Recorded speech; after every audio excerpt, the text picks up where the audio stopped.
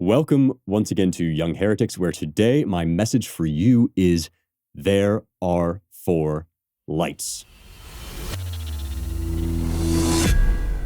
Okay, that was dork level supreme. That's a real nerd shout out for the nerds among my followers. It's a Star Trek reference. We're going to explain in a second or in a little bit why I made it. But if you watch Star Trek The Next Generation, which is the one with Patrick Stewart, right, Jean-Luc Picard, There Are Four Lights is a classic reference to the insistence upon absolute objective truth, even in the face of interrogation and torture, which is going to be our theme today. We are going back into Plato's cave.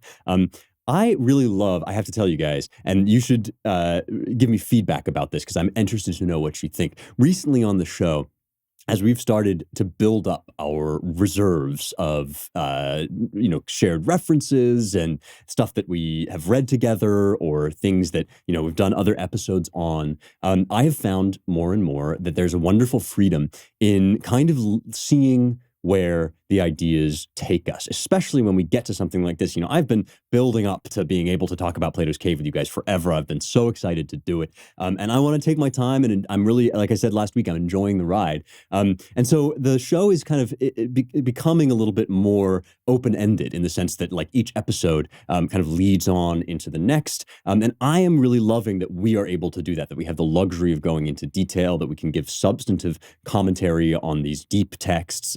That's what a classical education should be all about. But let me know. I'd be interested if you tweet at me or actually head over to locals, youngheretics.com/locals, and let me know what you think about this kind of new version, more exploratory version of the show, because I'm really digging it, and I'm grateful that I have an audience like you guys that will go with me with it, through it. So yeah, let me know your thoughts, I guess, on the sort of deeper version of the show. I am enjoying myself, and yeah, we'll be spending some more time today on Plato's Republic, Book 7. I imagine that we will continue to spend time on it next week. But this is going to be, as I said, each time we read a passage, I'm going to sort of explore some of its implications from sometimes from before in Plato's earlier career or earlier Greek literature, or from after in the sort of repercussions and reverberations of these ideas throughout Western history. So we're going to do, I think, a lot of looking forward today. But as I say, we'll see where it takes us. So where do we leave off, right? We had laid out the image of the cave, the allegory of the cave itself. And then we were starting to ask, well, if it's the case that with the cave, Plato is describing just the way of the world, right? The world is set up for the good to fail, right? It's sort of a fallen world, and Athenian society is kind of corrupt in all these ways. If that's the case, then what happens when somebody really does have that? We called it the divine intervention, is born with this sort of yearning for the truth, this ability to listen to that voice, or even is taught by mentors and friends to listen to that voice and seek the true sun, which is the idea of the good. You get up there, and you're supposed to then go back into the cave and become this bodhisattva king, right? It turns out later on we're going to find out that Plato wants to force philosophers who reach the good to start their training at age 30, to spend 5 years doing a course of rigorous study, and then to spend 15 years managing the affairs of state before they kind of start becoming elder statesmen and training other people to do the same, at which point they can go lark about and have fun. So that's going to become the actual program that he proposes for Callipolis. But our question is going to be, well, how do we get people there at all, right? How are we supposed to go back into this world that finds it very inconvenient sometimes to say that 2 + 2 = 4, or to say that, wants to float alternative facts, right? This is something I am talking, as I mentioned, all about this in my book, How to Save the West. It's available for pre-order now, and I really think you guys will like it. And this is one of the things that I address in the book is, I don't know if you guys remember when Kellyanne Conway, who was Trump's spokesperson, went on and defended, I think she was defending Sean Spicer, and she said, he got the wrong number of people at the inauguration, but he was using alternative facts, right? And I thought that was a real serious gaffe. I did not feel like, oh, whatever, it's just Trump being Trump. I thought, there's no such thing as alternative facts, but everybody talked like that was this unprecedented explosive thing. It's never happened before, but our politics for a while has been exactly about alternative facts. We've had any number of versions of this, right? The narrative was right, but the facts were wrong. That was in the Crystal Magnum case, when this black stripper accused Duke lacrosse players of raping her. It turned out to be false. One of the editors of Newsweek said the narrative was right, but the facts were wrong. We had Alexandria Ocasio-Cortez said, there's a lot more people concerned about being precisely factually and semantically correct than about being morally right. Right? This idea that factual truth is an inconvenience, right, for our moral crusade, which is incoherence, right? Because of course, if your crusade is truly moral, then the facts will support it, right? Or at least you will have a factual way of pursuing your moral crusade. Right? I mean, back in 2004, Dan Rather put forward false allegations against George W. Bush. This is called the Killian Memos. The New York Times published a story. Memos on Bush are fake but accurate. So all I'm saying here, by sort of citing all these political news headlines, is to point you toward the deeper truth that, in fact, our politics finds true and false inconvenient. And to me, the great apogee of this is calling men men and women women, right? Saying that, Leah Thomas is not a woman who should be on the women's swim team, right? But is in fact a biological male who, changed his identity and so forth. Like these things, which are becoming things that you actually will suffer consequences for saying, are just basic observations of reality. And I wanted to raise them and this kind of post-truth world that we're living in to show that the situation Socrates describes, Plato's Socrates describes, is very much our situation as it was Athens' situation. There's always somebody there's always something you can get by lying, right? Always something you can get by making up sophisticated arguments for why true and false really don't matter. And it's always inconvenient for somebody to say, no, 1 is 1 and 2 is 2 and 1 plus 1 equals 2. And it turns out, interestingly, that is the basis of all. Numbers are the root of all wisdom for Plato.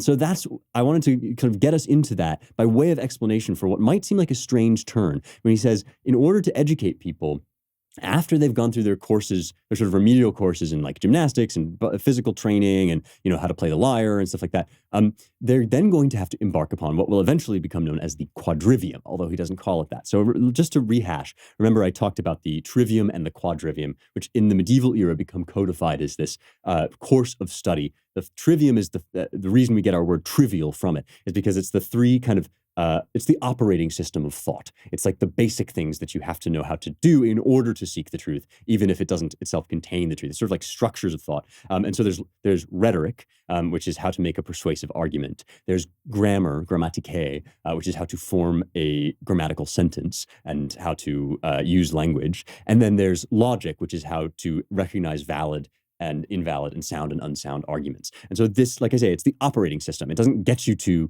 like the things that you most need to know, but it's kind of the course in how you do it. So that's the trivium. Again, not taking that directly here from Plato, but just as preface to, once you are like seated in the mechanics of the trivium, once you're well situated in the mechanics of the trivium, then you move on to the quadrivium, and the quadrivium is all math. And this is one of the funny things. So when Plato starts to say, well, how do we start to train these prospective philosopher kings up in the way of the truth? The first thing they need to know about is number, which he gets kind of from the Pythagoreans. But let me read it to you, and then let me start to explore why it is that number 1 and 2 should be so important for things like politics and the good life. I was hanging out with my dad, Andrew Klavan, no relation, and he told me just the most terrifying nightmare story, which was that he works for a company that has actually hired Michael Knowles. If you want to avoid that nightmare scenario, you need Indeed. Anybody that is running a business should use Indeed for hiring. I got to tell you, I'm going to all these restaurants now, and it's like they're all understaffed. Everybody is hiring. Everybody needs good help, and everybody needs good employees. And it's the most important part of a business, of course. And we at Soundfront actually use Indeed for this purpose, and it's been so helpful, especially in this economy where it can be hard and competitive to try to find people. Indeed is the hiring partner where you can attract, interview, and hire all in one place. And Indeed is the only job site where you're guaranteed to find quality applications that meet your must-have requirements, or else you don't pay. That's a really nice feature. You will succeed or you will not pay, which is just great. And one of the things that I love about them is how easy it makes to do the whole thing. Because I hate paperwork, I hate logistics, right? So it's really good to have this sort of one-stop shop. You can start hiring right now with a $75 sponsored job credit to upgrade your job post at Indeed.com/heretics. One more time, it's Indeed.com/heretics to claim your $75 job credit. Indeed.com/heretics. Terms and conditions apply. Need to hire. You need Indeed. Socrates is going on about, we need to know numbers. Why do we need to know numbers? Well, here's what he says. He says, you will see my meaning more clearly this way. These, we say, would be three fingers. He's holding up three fingers, I guess his pinky, his ring finger, and his middle finger. The smallest, the second, and the middle. Certainly, he said. Think of them while I'm speaking as if they were being seen up close. Now consider this about them for me. What? Surely each of them looks equally like a finger. And in this respect, it makes no difference whether it's seen in the middle or on the extremes, whether it's white or black, whether it's thick or thin, or anything else of the sort. In all these things, the soul of the many is not compelled to ask the intellect what a finger is. For the sight at no point indicates to the soul that the finger is the same time the opposite of a finger. No, he says it doesn't. Then I said, it isn't likely that anything of the sort would be apt to summon or awaken the activity of the intellect. No, it's not likely. Now, what about this? Does the sight see their bigness and littleness adequately? And does it make no difference whether a finger lies in the middle or on the extremes? And similarly with the touch, for thickness and thinness or softness and hardness.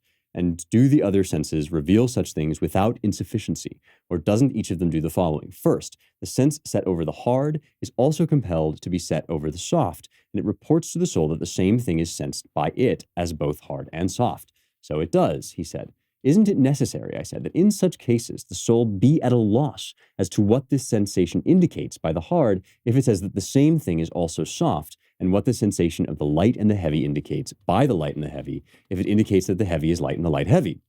Yes, indeed, he said. These are strange interpretations received by the soul and require further consideration. Therefore, I said, it is likely that in such cases a soul, summoning calculation and intellect, first tries to determine whether each of the things reported to it is one or two. Of course, if it appears to be two, won't each of the two appear to be different and to be one? Yes, then if each is one and both two, the soul will think the two as separate, for it would not think the inseparable as two, but as one. Bear with me, this is abstruse, sort of Pythagorean inflected reasoning. Remember, Pythagoras, right, kind of comes before Plato and doesn't, like Socrates, doesn't leave any writings of his own. And so we know some stuff that his students say, and we know some influence that he had on Plato.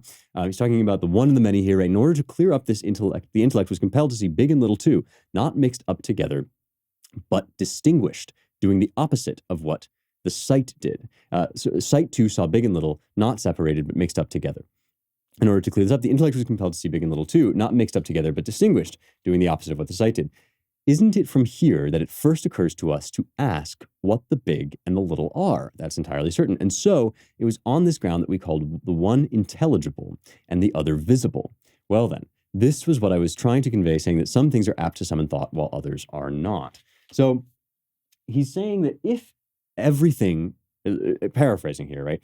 If everything was one of a kind, and there was no such thing as species, right? So if everything was just its own object, then we would have no need for things like number, but we would also be unable to speak meaningfully, because when we say that these three things are fingers, we notice, right, that they are different in some ways and the same in other ways. Similarly, if we say these five things are fruits, right, they might all be different colors, we might have apple, orange, whatever, and yet we say we know we have five fruits, right? And so Plato is probing here at the meaning of even being able to count things, which again, as we said last week, these are things that we do instinctively every day. We can count 1, 2, 3. You know, we have five oranges, 5 apples, or whatever. But if we start to recognize, right, if we pay attention to distinctions between objects that stimulate thought, then we will start to understand, right, that by saying we have 2 oranges, one of the things we're saying is there is such a thing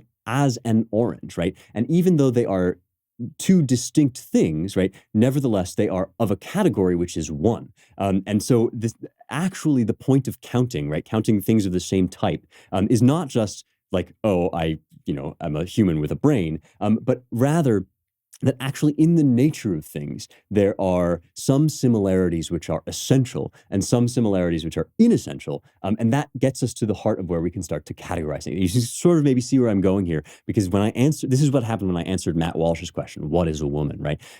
Is that in order to use any language at all, we have to be able to say that although there are differences among a certain set of things, they nevertheless constitute a species. That's what we do when we say there are human beings and they're endowed with the right to life, liberty, and the pursuit of happiness. If I look at 5 different things and I say these are all human beings, right? So I have 5 humans.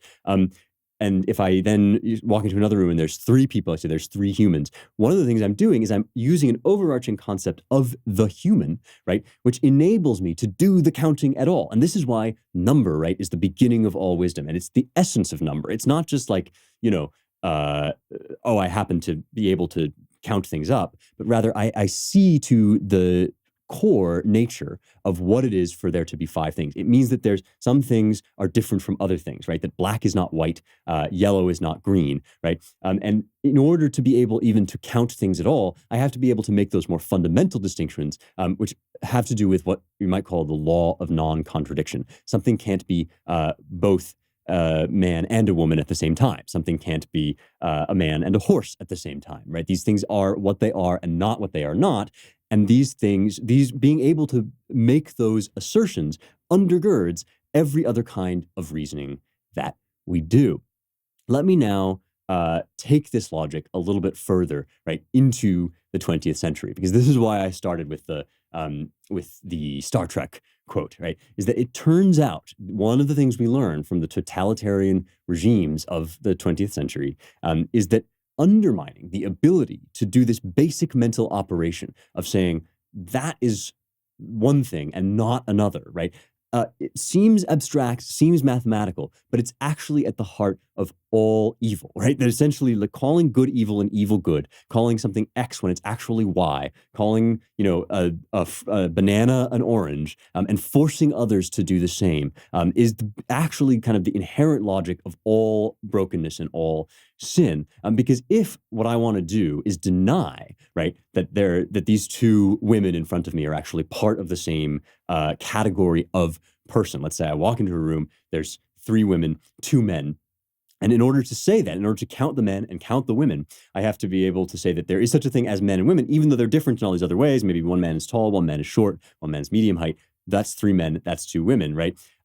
Our regime currently is working to undermine your ability to do that by saying, well, how do you know that the man is a man and the woman is a woman, right? Maybe those categories don't mean anything at all. And once the regime finds it convenient to do that for whatever reason, be it political, be it social, right? Maybe there's a mode of, control involved. For whatever reason, if they want to force you to accept that lie, they're going to have to use coercion. They're going to have to use violence. There's no such thing as persuading somebody that 1 and 1 don't make 2. There's no such thing as persuading somebody that 2 and 2 don't make 4. And so instead of persuasion, you have to use force. This was the distinction that I ended with last time, right? That there are only really 2 ways of proceeding in human life. There's the fleshly way of compelling somebody to do what you want, and there's the divine way, right, of reasoning somebody into accepting the truth. But if what you want is for somebody to accept and proclaim a falsehood, such as a man is a woman and 2 + 2 = 5, then you're going to have to use violence. And this is one of the greatest insights, I think, that comes to us from Solzhenitsyn, somebody whom we've also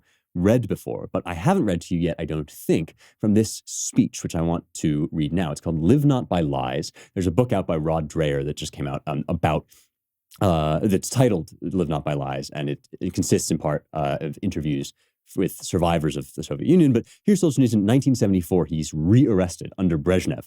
So this is after Stalin, right? But still under the Soviet Union. He is rearrested for having published the Gulag Archipelago. Here is his key passage in this speech about how to undo a totalitarian state. He says, "It will never come unstuck by itself if we all, every day, continue to acknowledge, glorify, and strengthen it. If we do not, at the least, recoil from its most vulnerable point, from lies. When violence bursts onto the peaceful human condition, its face is flush with self-assurance. It displays on its banner and proclaims, 'I am violence. Make way, step aside, I will crush you.' But violence ages swiftly. A few years pass, and it is no longer sure of itself.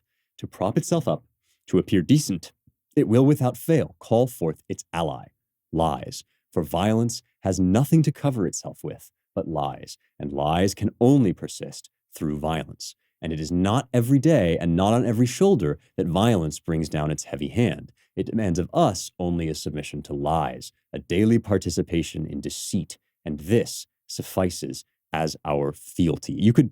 I would tattoo that passage on my chest, man. That is such a great paragraph. I'm going to keep going, but wow, the guy could write. And therein we find, neglected by us, the simplest, the most accessible key to our liberation, a personal non-participation in lies. Even if all is covered by lies, even if all is under their rule, let us resist in the smallest way. Let their rule hold, not through me.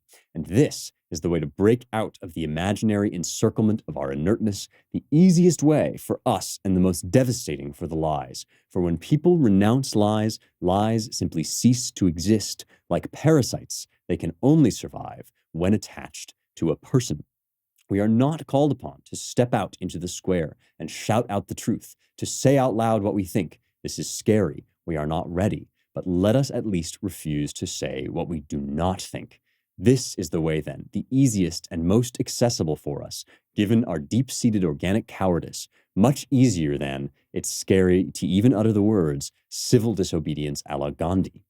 Our way must be never knowingly support lies. Having understood where the lies begin, and many see this line differently, step back from that dangerous, gangrenous edge. Let us not glue back the flaking scales of the ideology, not gather back its crumbling bones, not patch together its decomposing garb, and we will be amazed how swiftly and helplessly the lies will fall away, and that which is destined to be naked will be exposed as such to the world.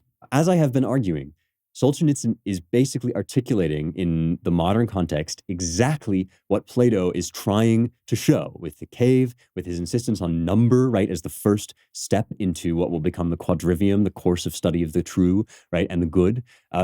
This is what is meant by it, that saying any falsehood is initiating a cycle in which violence reinforces lies and lies reinforce violence. For violence has nothing to cover itself with but lies, and lies can only persist through violence. You wonder why, right? I'm always pounding the table about this, like, man is not a woman stuff, right? Again, it's not because I want to make some political stump speech. It's because I think this is the very root, right? Even among well-meaning people, we get this twisted. We think, oh, these people are so evil, right? Some of them aren't evil. Some of them are well-meaning and just terribly misguided. They think that they can just make the world better if they just say one falsehood. If they just rearrange the bedrock of reality, one little plank here, right? But they don't understand that every block of reality is foundational. And once you start doing that lying, you have to do more and more violence to cover it up. Once you start doing the violence, you have to do more and more lying. And that's how you end up in a situation where you start by saying, well, maybe we just concede that men can be women, and you end up castrating children chemically, right?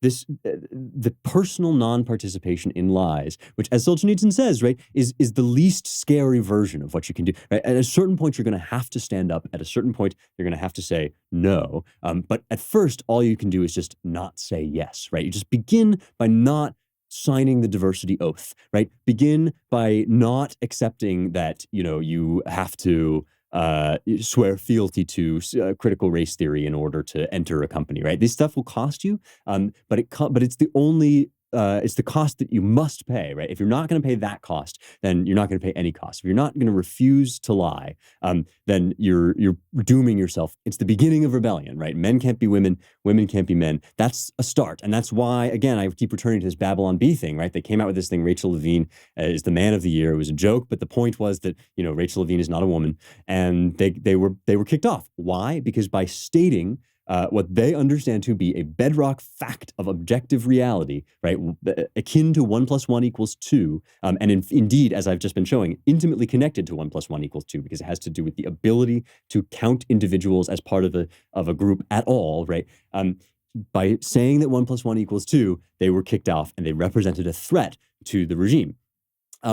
Let me keep going with this, because there's more passages that we can deduce, not just from Solzhenitsyn, who obviously was himself the victim of this kind of thing, but also from George Orwell. I thought that I didn't need Theragun the first time that I used it. Somebody gave it to me for Christmas, and I was like, "Oh, that's nice, but, I basically am pretty healthy or whatever." Woo! I was very wrong. You are probably carrying around all sorts of tension that you do not know about. If you're like me and you work out a lot, then that can sort of, create a lot of tension in some of the muscles that you work most. But even if you don't work out that much and you're just sitting at a computer all day, you get hunched over, you get cricks in your back, whatever. The Gen 4 Theragun is the percussive therapy device that releases your deepest muscle tension, and it gets to the source of pain by releasing that tension. Using Theragun's signature percussive therapy, you can go 60% deeper than vibration alone, which really does help, I have to say. If you're experiencing pains you don't know about, I have this one in my neck that just kind of flares up every now and then. I never quite know where it's coming from, but whenever it flares up, you just use Theragun on it, and it's so effective, makes it feel better, and also just actually releases the tension so you're moving in a more healthy way. You can try Theragun for 30 days, starting at only $199. Go to therabody.com/heretics to get that deal. You got to go to therabody.com/heretics to try it for 30 days, starting at $199. Okay, George Orwell kind of overquoted these days, I think, because he's so apt. And if you haven't read 1984, we haven't actually done an episode on this one yet. We will do an episode on the whole novel 1984. If you haven't read it, you really must. It's in my experience, a total page turner and just heart-wrenching. I was looking back over, in preparation for this episode, I was rereading the torture and interrogation scene at the end of it. And it goes on and on. It's just every page is painful, physically and emotionally painful to think about. But here is the kind of crux of it. And it has to do, again, with number. It's interesting that we keep coming back to that, right? There are two passages I want to read, one from early on, one from later on. Winston is the name of the main character here, and he's trying to work his way through, a world that is totally in the grip of some sort of Soviet-style totalitarianism, although it's English. He's trying to see his way to rebellion. Here's what he says. Very famous passage. "The party told you to reject the evidence of your eyes and ears. It was their final, most essential command. His heart sank as he thought of the enormous power arrayed against him, the ease with which any party intellectual would overthrow him in debate, the subtle arguments which he would not be able to understand, much less answer. And yet, he was in the right. They were wrong, and he was right. Truisms are true. Hold on to that. The solid world exists. Its laws do not change. Stones are hard. Water is wet. Objects unsupported fall towards the Earth's center." With the feeling that he was speaking to O'Brien, and also that O'Brien is the sort of party leader, or one of the party leaders that he comes up against, the feeling that he was speaking to O'Brien, and also that he was setting forth an important axiom, he wrote, "Freedom is the freedom to say that 2 + 2 make 4. If that is granted, all else follows." Freedom is the freedom to say that 2 and 2 is 4. Why is this essential? Well, Plato has now explained it to us. It's because arithmetic, number, right, is the foundation of objective truth. And that's what Plato was trying to defend, right? We forget this because he was so successful against the pre-Socratics and the sophists that we've sort of lost the plot here. But Plato was, in fact, the original relativist via Socrates, who's saying there is such a thing as 1, there is such a thing as 2, and 1 + 1 = 2. And if you can say that, all else follows, says Winston. So here's what O'Brien ends up doing when he gets in his power. Crucially, he says, not only does 2 + 2 not equal 4, it doesn't even equal 5. It equals whatever the party says it is, because Orwell understood that the heart of this is power, right? Again, I've been drawing this flat Platonic line, right, between that which is true and that which is divine, and that which seeks the truth for its own logic, and the world of the flesh, which is, I should stipulate, the world that we all live in, not the world that only our political enemies participate in, not the world that only the people we don't like are subject to, but the world that we are all tempted to. We all live in the flesh. We live in this moment of passing away and decay. We all are tempted at every moment, right, to compromise on the truth in order to get some fleshly reward. And even though, some amount of failure in that exercise all comes to every human life, even though all of us fail and fall short sometimes, the goal must always be, right, to let your flesh, instead of ruling, to let your flesh be ruled by the divine mandate of logos. O'Brien represents the triumph of the flesh, of the other world, the world of violence, power, and force. And therefore, 2 + 2 must equal whatever the party says it is. So here's what he says. He says to Winston, you are a flaw in the pattern. You are a stain that must be wiped out. Did I not tell you just now that we are different from the persecutors of the past? We are not content with negative obedience, nor even with the most abject submission. When finally you surrender to us, it must be of your own free will. We do not destroy the heretic because he resists us. So long as he resists us, we never destroy him. We convert him, we capture his inner mind, we reshape him. We burn all evil and all illusion out of him. We bring him over to our side, not in appearance, but genuinely, heart and soul. We make him one of ourselves before we kill him. It is intolerable to us that an erroneous thought should exist anywhere in the world, however secret and powerless it may be. Even in the instant of death, we cannot permit any deviation. In the old days, the heretic walked to the stake, still a heretic, proclaiming his heresy, exulting in it. Even the victim of the Russian purges could carry rebellion locked up in his skull as he walked down the passage waiting for the bullet. But we make the brain perfect before we blow it out. The command of the old despotisms was, thou shalt not. The command of the totalitarians was, thou shalt. Our command is, thou art. No one whom we bring to this place ever stands out against us. Everyone is washed clean. This is why it's so chilling, right? Is it penetrates to the heart of what Solzhenitsyn is. It's sort of the flip side of what Solzhenitsyn was saying, right? Solzhenitsyn is saying all you have to do is not assent. And O'Brien, the imaginary party leader, right, is saying you must assent, right? That you can't just sort of not tell lies. You have to actively tell them. And this is where this all goes, right? Eventually, you not only have to not object when they say men can be women, but you have to, in order to get into a business or a school, you have to, sign an oath, right? That I support diversity, DEI, right? I'm into it. And this sort of thing is becoming more and more an active assertion for exactly this reason. That lies feed on violence, violence feeds on lies, and even the merest dissent, right? The merest act, as Solzhenitsyn says, the minute you stop lying, the lie vanishes. And that's why regimes which operate on lies and which operate on violence need to force assent from everyone, which brings us at last, of course, to the slightly lighter fare of Ghoul Madred versus Jean-Luc Picard. So Ghoul Madred is a Cardassian. For you big Star Trek nerds out there, this was I think this was the last episode that aired before Deep Space Nine started. So Deep Space Nine, another spin-off series, which kind of tracks the Cardassians as one of its major political factions. In this episode, we're still in the Next Generation, but we're paving the way for Deep Space Nine. And so we have this dramatic confrontation between Cardassian leader Ghoul Madred and Jean-Luc Picard, sort of famously powerful and resolute, kind of morally upright captain of the Enterprise.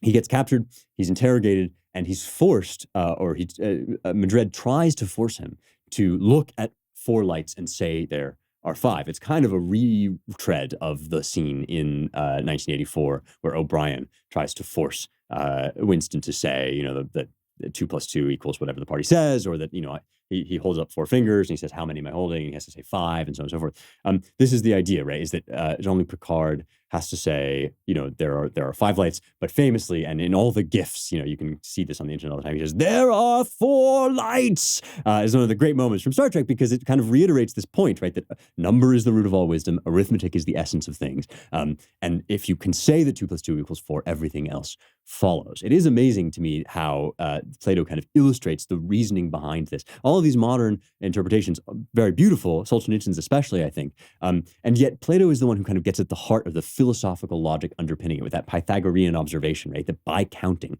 we perform cognitive operations that make sense of the world, including the groups that we can sort things into. And groups are just how we use words, right? Again, all language depends on being able to say, that's a light, and that's a light. They're differently shaped, but there's 2 lights there, and there are 4 lights, right? There are not 5 lights because the party can't just tell me that something else is a light that's not a light, right? And this is why it's such a famous scene. And the best part is that at the very end, spoiler alert, Picard is sort of debriefing back among his allies, and he says, the scariest part is, for a moment right before I was rescued, I almost saw 5 lights. And that happens in 1984 too, right? That the perception kind of warps and alters to conform to just to get the pain away, right? Because there's torture, they're being tortured, they're being interrogated and so forth. And not assenting to the lie is the great act of rebellion. Okay, so there's another kind of, I think, really astonishing and prescient insight of Plato's, that this is the first step on the course of true philosophy, is knowing number. And where do we go from there? Well, it basically is going to lead us into, as I said, what will become the quadrivium. So just to rehash, we had the operating system stuff, the trivium, the three kind of mechanics of thought. And now we're moving into the hunt for truth, right? The substance, which we use the mechanics to get. And that hunt begins with number, because it begins with saying, 1 is 1 and 2 is 2 and so forth. And then it sort of expands outward from there into what is going to become the 4 ways of the quadrivium. So I'm going to actually read a portion here from a commentary by Proclus on the works of Euclid, the famous mathematician. This will help us to kind of understand the lay of the land. And for those of you that are often still asking me, what's a classical education, this will help. And then we'll come back to Plato to say, like, what's it all for? What's it all about? Here's Proclus. The Pythagoreans, remember, these are the guys from which the whole number obsession comes, right? The Pythagoreans considered all mathematical science to be divided into 4 parts. One half they marked off as concerned with quantity, the other half with magnitude, and each of these they posited as twofold. A quantity can be considered in regard to its character by itself, or in its relation to another quantity, magnitudes as either stationary or in motion. Arithmetic studies quantities as such, music the relations between quantities, geometry magnitude at rest, spherics or astronomy, magnitude inherently moving. So this is this interesting division, which, as I say, kind of comes later than Plato in its codified form. But it's interesting to note, right? Arithmetic is just 1 and 1 is 2, right? And the quantities in themselves. And then the relation between quantities gives you music, which, again, I've sort of stressed this before, but we think of music as just like, oh, what did Carly Rae Jepsen release? What's the latest, or what tune do we have on in the background? But actually, those who study classical music especially know, right, that there is a mathematical harmony, right, in the logic of consonants, right, that these things are based on fundamental sort of vibrational facts about the world. And although the Greeks didn't quite have the acoustic science to understand this, implicitly they knew, because Pythagoras, it was said, right, had determined the sort of mathematical ratios between, octaves and fifths and perfect fifths and fourths and so forth. Because of this, the Greeks understood that basically what music was audible number, right? That whatever the essence of sameness and difference is that we kind of articulate by counting things, we can hear in the beauty of a well-tuned harmony, that response of that aesthetic response of ours is kind of keying us into something more deeply true about the right relations between numbers, right? So that's the relation between number, the secrets of the universe that are penetrated by music. Then we have magnitude at rest, right? So not just 1 and 2, but 5 feet and 6 cubic inches or whatever. That's geometry.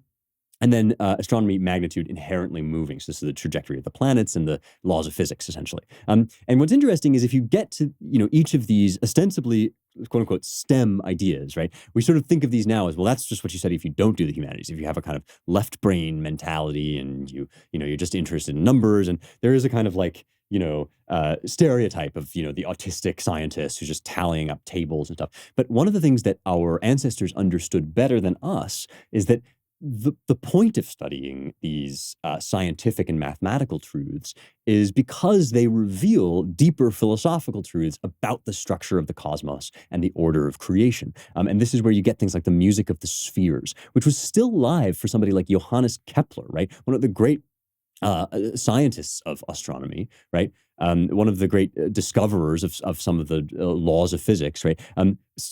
Actively talked about the planets as if they were in a kind of musical relationship, because all of these truths were understood to be different ways of getting at an inherent order in the universe, which is undergirded in Plato by the oneness of the good, right? Which tells us that there is a truth, right? That true is not false, and so on and so forth. That there is that ta on exists. That there is something pure and eternal, some truth, some goodness, some beauty, somewhere that endures. And so that's what I want to sort of move into next, because I think it will help lay the groundwork actually for what I'm going to start talking about probably next week with tech and science, right?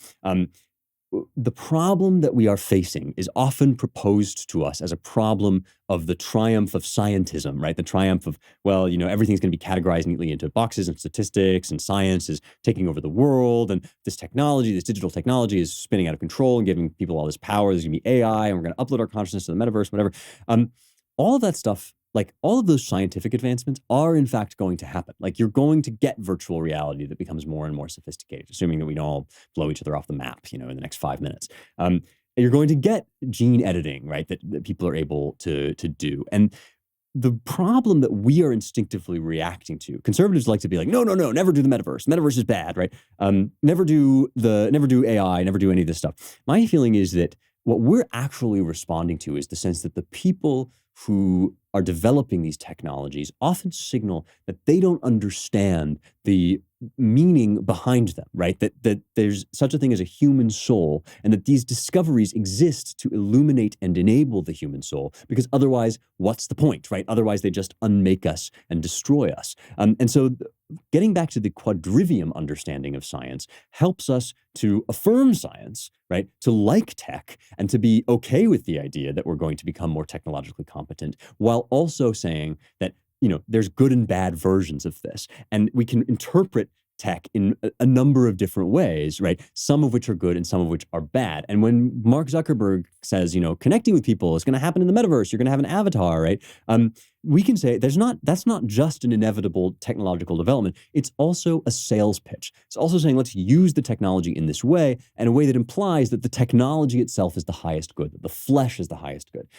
The ancients and the medievals understood rather that, it was a good thing to learn things about the physical world, good thing to study science, good thing to learn about how the heavens move, right? And yet, right, only good if it doesn't become an idol, if it doesn't become a highest good, in order to avoid destroying ourselves, while also progressing down the road that science is opening to us, right?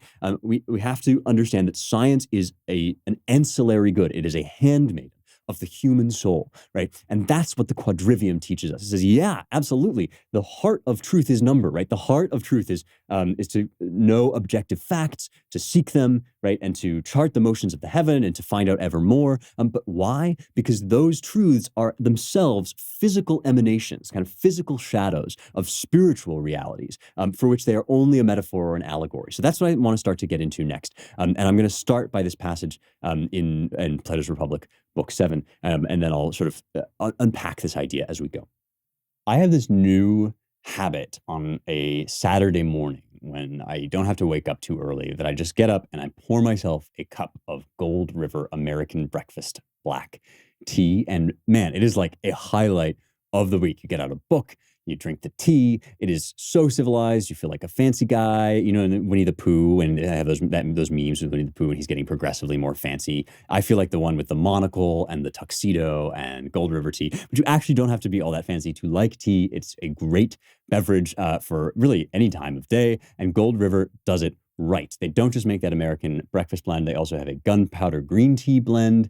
They have a chamomile blend if you're not into caffeinated stuff. If you go to goldriverco.com, you will find all of their different products, all really premium. I have tried them all and they are delicious, super pleasant just to relax with or to help motivate your day. Go to goldriverco.com and get 10% off when you use the promo code Heretics. That's HERETICS, goldriverco.com, and use the promo code Heretics to get 10% off your all-American tea experience. So back to Socrates and Glaucon here. And here's what Socrates says to Glaucon. In my opinion, it is no ignoble conception you have for yourself of what the study of the things above is. We're on to talking about astronomy here, by the way. Remember, we have these different versions of the discipline, but here's astronomy, right? Even if a man were to learn something by tilting his head back and looking at decorations on a ceiling, you would probably believe he contemplates with his intellect and not his eyes. Perhaps your belief is a fine one and mine innocent. I, for my part, am unable to hold that any study makes a soul look upward other than the one that concerns what is and is invisible. And if a man, gaping up or squinting down, attempts to learn something of sensible things, I would deny that he ever learns, for there is no knowledge of such things, or that his soul looks up rather than down, even if he learns while floating on his back or on land or on sea. This is crucial. There is no knowledge of sensible things. What does he mean? It doesn't mean that you can't know anything about tables. He's saying that things in their essence, right, are not visible or tangible with the senses. The senses convey information, but they convey it always symbolically. What do I see when I see a brown table, right? Science tells us that what's happening is that photons are being emitted at a specific frequency that is received to my eyes as brown. But I'm not seeing photons. I'm seeing this color called brown, which has an essence. And as I contemplate that essence, I can even abstract it away from the table, right? So the table itself is only being represented to me by sensory symbols.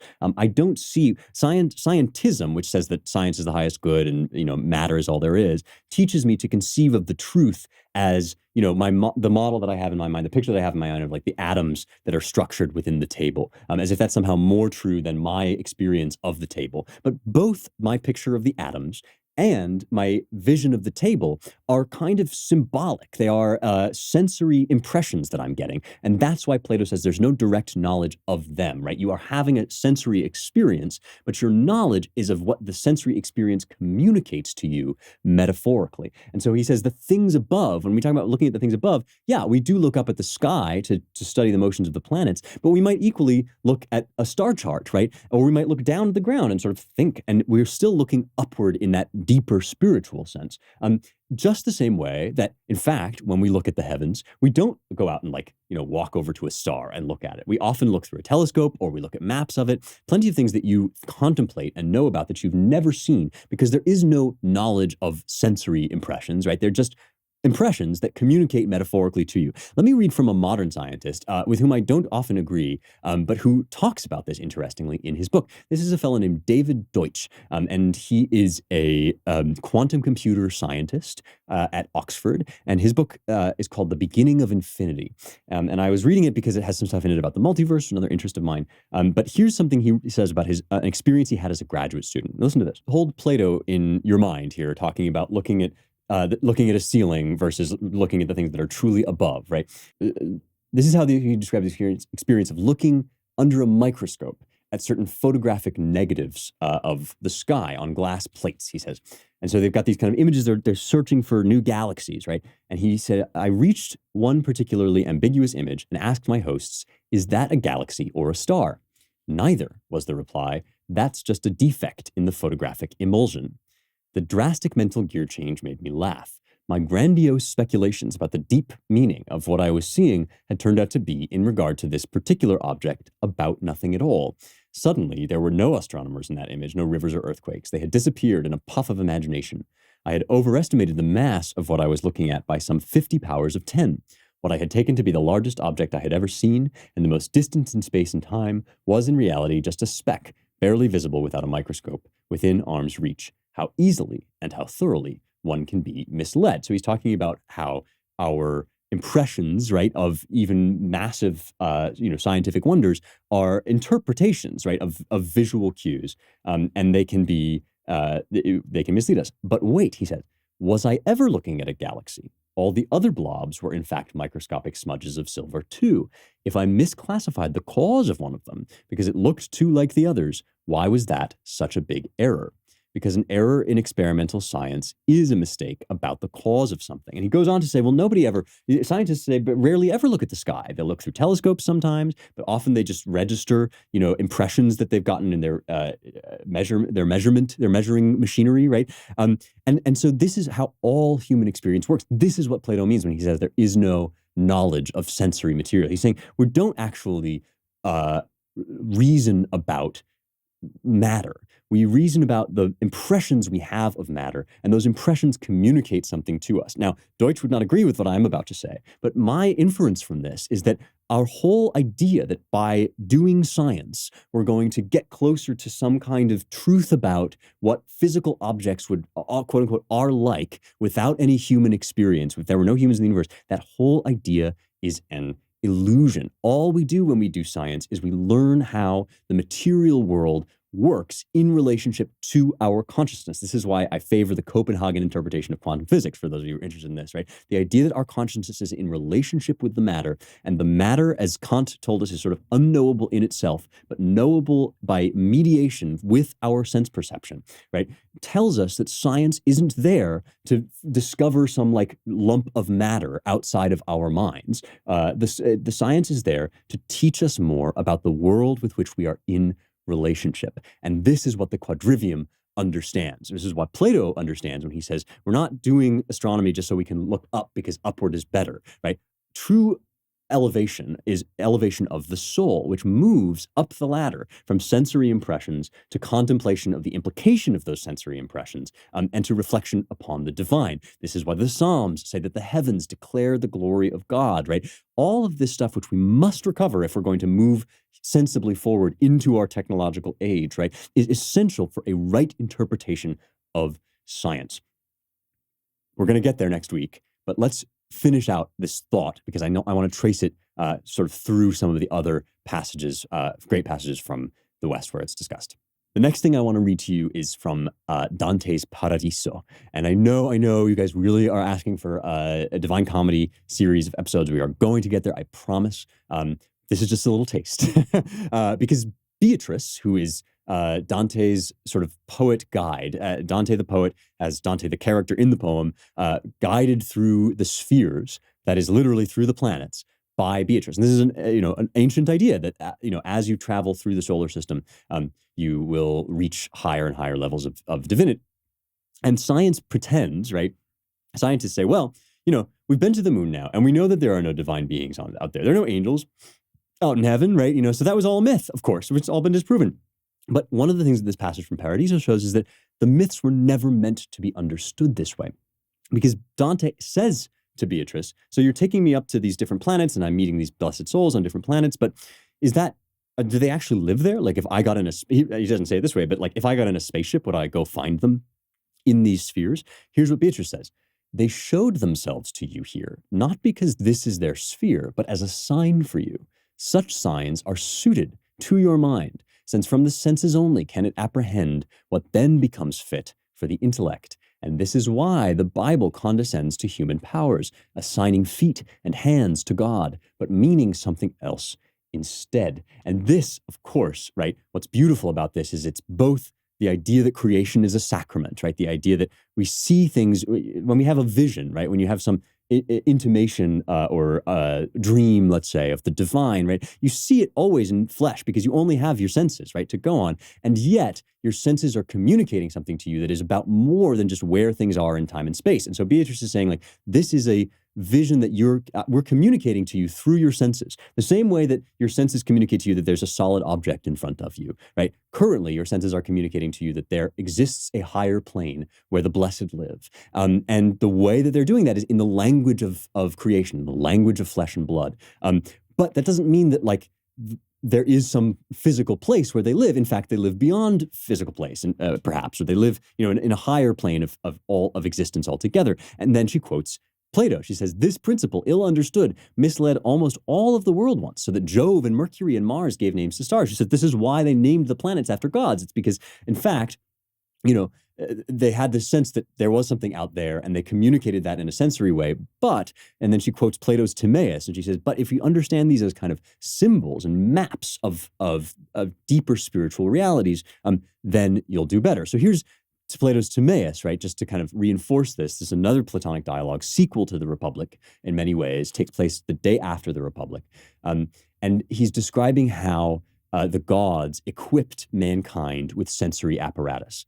He says, and so in the vessel of the head, they first of all put a face in which they inserted organs to minister in all things to the providence of the soul. And they appointed this part, which has authority, to be by nature the part which is in front. And of the organs they first contrived the eyes to give light, and the principle according to which they were inserted was as follows. So much of fire as would not burn, but gave a gentle light, they formed into a substance akin to the light of everyday life. And the pure fire which is within us, and related thereto, they made to flow through the eyes in a stream smooth and dense, compressing the whole eye, and especially the center part, so that it kept out everything of a coarser nature and allowed to pass only this pure element. Now, again, scientists will say to you, well, we've now discovered that optics doesn't work this way at all. You don't have fire in your eyes, but that's misunderstanding Plato. He's never here trying to give you a scientific account of how matter works. He's telling a myth, right? Telling a story, just like the allegory of the cave, telling a story that depicts something about the relationship between the human consciousness and the rest of creation. And that is something in us, some microcosm in us, is akin to the logic of the world. The logic of the mind repeats in miniature the logic of the heavens, and that is why we're able to perceive anything at all. And so when the light of day surrounds the stream of vision, then it falls upon like, and they coalesce, and one body is formed by natural affinity in the line of vision, wherever the light that falls from within meets with an external object. Now, this is called the extramission theory of vision, and it seems as if this persisted for quite some time until I think it was Al-Ghazali, one of the Arabic scientists, discovered that it was actually intramission, right, that light comes into the eye. If you had said to Plato, hey, actually, light goes into the eye, it doesn't come out, he would have been like, great, that doesn't change my theory, right? Which is that we have something within our sensory apparatus that is akin, spiritually akin to the structure of the heavens, and we're therefore able to see things and make meaning out of them. But when night comes and the external and kindred fire departs, then the stream of vision is cut off. For going forth to an unlike element, it is changed and extinguished, being no longer of one nature with the surrounding atmosphere, and so on and so forth. He then goes on to say that music, interestingly, is sort of akin to sight, in that sight gives us vision of the heavens in which we discern things like proportion, order, harmony, form, right, and are able to reason about those things. And by the way, those things still exist, right? Science not only hasn't discovered anything that disproves the existence of reason and form, but depends upon the notion that there is reason in the heavens, right? This is why science is, in fact, an inherently sort of theistic endeavor at first, right? It's the attempt to learn about the order that God has suffused through the cosmos. He says music was given with a view to correct any discord which seemed to have arisen in the courses of the soul, and to be our ally in bringing her into harmony and agreement with itself. This is sometimes called the ethos approach to music, the ethical approach to music, that says music has this deep effect on our emotions because it resonates, literally, right, vibrates in us the way that certain spiritual states also vibrate or whatever. You know, you talk about these things in kooky ways, or you can talk about them in scientific ways. It doesn't actually matter, right? The point is that the order of the heavens is the premise of doing science at all. And when we make science into the be-all and end-all, we actually cut off our nose to spite our face, because we're suggesting that there exists out there something that would just kind of some blob of matter, right, that we're trying to get closer and closer to, rather than trying what we're really trying to do, which is know more fully the logic that inheres both in our minds and in the cosmos. I say all this as a way of exploring why Plato is so interested in numbers and astronomy and music and so forth, but also as a way of laying the groundwork for where we're going next, which, as I say, is into the metaverse, because the metaverse is basically the technological accomplishment that most raises the questions of Plato's cave. What is real, right? Here's Zuckerberg saying you're going to put on a pair of glasses and then you'll be next door to your friend rather than 500 miles away. Is that good or bad? And I think, again, conservatives are inclined to say, well, it's all evil, it's all dystopian. My feeling is there's certainly some things about it that look plenty dystopian, right? But it's not that virtual reality exists. It's that this whole structure of thought, which begins in some ways with Plato's cave, or is let's say, instantiated, kind of brought into its fullest light, I think, with Plato's cave. This whole structure of thought that our perceptions have a purpose, and that purpose is to bring us closer to the truth and to humanize us and to bring our souls in relation to the good and the ultimate good of the world, which formed us, right? And which is the ground and context of all of our being, right? That philosophical idea is crucial if we're even going to think about virtual reality. What can and can't we do? What should and shouldn't we do with things like virtual reality? That's what we're going to talk about next week. We're going to start moving into, out of the Platonic cave and into the Zuckerbergian cave, and what it means that Web3 might be making the internet into a kind of environment that we live in. All of that to come. But for now, let's do the mailbag. Let me tell you a true story. I was doing research for a piece the other day, and I had to watch something, and I looked it up, and I kid you not, it was only streaming on Hulu, and I have not had Hulu since forever. They're like the worst streaming service, and so I need Truebill to remind me to undo those free trials that you have to start with when you get a new subscription. Got to use Truebill. They will comb through all your subscriptions to find the ones that you are not using. So usually, when I have to watch something on a streaming service that I don't have, I sign up for the free trial and I check it out, and then I'm like, oh, I'll just remember to cancel, of course. And then of course I never do, and I end up paying for like a million different things, and then like I'm gonna end up paying for Hulu. Like, come on, man. And then of course it turns out that I don't have to because I have Truebill. They scroll through your statements and your bills to help you find the things that you are not using. And people save $720 a year on average with Truebill, which is a hefty chunk of change. Some people save way more. Like here's Matthew B. He says, in a matter of seconds, I saved $660 for the year on my DirecTV bill, saved $120 for the year on my SiriusXM bill, and $840 a year on car insurance. It's a bundle of money, and you can save it too using the deal at truebill.com/heretics. It's truebill.com/heretics. Could save you thousands a year. Truebill.com/heretics. Mailbag questions come to me on Locals, which is a community of VIPs who get to ask me all sorts of things every week on the live stream and also in the mailbag. Plus, we do all sorts of other things about taking these principles further in our own lives. The Solzhenitsyn stuff we talked about is a good example of that, right? What can you do to resist the tyranny of lies? Well, refuse to assent to them yourself. So we've talked about stuff like that on Locals. I also write exclusive essays that you can only get there, and you know things in advance before everybody else does. You get episodes a week in advance. Go to youngheretics.com/locals. Come join us. You won't regret it. Here's a mailbag question from Michael. Hey, Spencer, you talk frequently about mimesis in art. I was wondering if you could talk about how this might apply to music. Okay, yeah, great. So I bring this mailbag question to you now because it's directly related to what I was just saying, which is that mimesis is kind of the artistic side of everything that I've just been describing about science and astronomy and the quadrivium, right?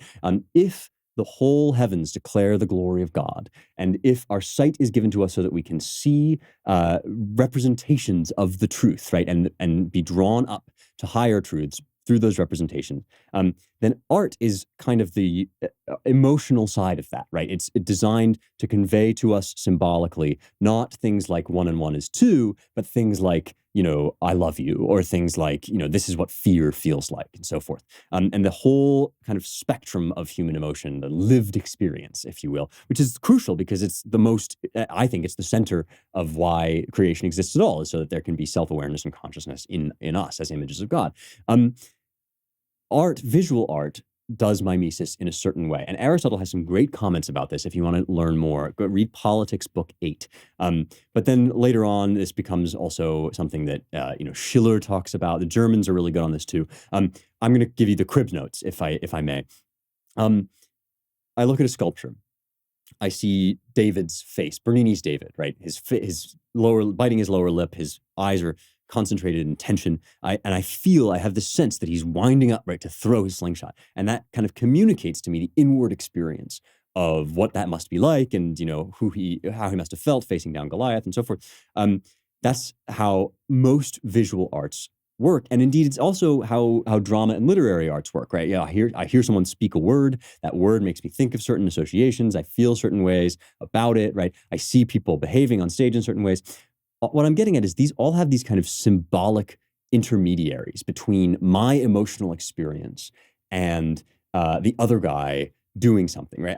The artist has and recollects an emotional experience, has an insight into the human experience, and finds some kind of, rubs sticks together or smears a canvas with mud, or, puts a guy on stage and somehow gets a kind of symbolic representation where, look, a word is not the same thing as a feeling, but it can stand in for a feeling, right? These sort of, you call them symbols. The Greek word for them is symbola, which is literally they're kind of clashed together. You kind of take this thing over here from the sensory realm, you take like a sound and you marry it to an association or a feeling or a thought, and then you have a symbol.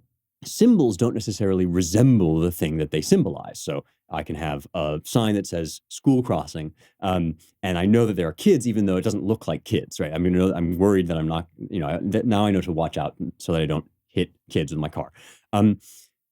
Music, Aristotle argues, doesn't have that filter, that symbolic filter. So it has this kind of more direct power. That tone is itself kind of weapons grade emotion, unfiltered, nuclear reactive emotion. And that's why it's so potent to inspire certain things in us. It's like, it's not a representation of certain behaviors that might make you feel a certain way. It's simply the motions that take place in your soul when you feel that way. And that's how many ancient theorists talked about it. It was about movement, right? The idea of motion. And this is why you have the ethical theory of music as mimesis. And audible music is like the kind of a kind of seismic chart. You know, when earthquakes happen, and then you have a needle that just registers how much it's shaking. It's like the motions of a melody or the motions of a rhythm are sort of understood as that seismic chart of the emotions in your heart. So it's direct and unfiltered rather than representational and symbolic. Now, other people would argue differently, but I would say that this is still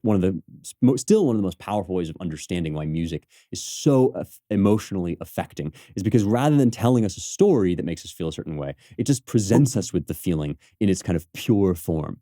And so, yeah, it is a form of mimesis, but it's almost, some people like Diogenes of Babylon said it almost isn't even mimesis because it transcends mimesis by bypassing the representation. I think it's still a form of representation, but I think it's a more direct form than all the other forms of art. Doesn't mean it's better, it just means that it's more powerful, like emotionally immediate and concentrated. Music is weapons grade emotion. That's how I put it. Okay, thank you, Michael. I will see you on Locals. It's youngheretics.com/locals. If you like this show, folks, you will love the Claremont Institute where I work. We put out the Claremont Review of Books, The American Mind, and you can donate to support us at claremont.org/donate. We would be very grateful if you did. And if you do, mention in the notes that you heard about Claremont through Young Heretics. Thank you guys, as always. Excited to be on this journey with you. I will see you next week for more truth, beauty, and the stuff that matters.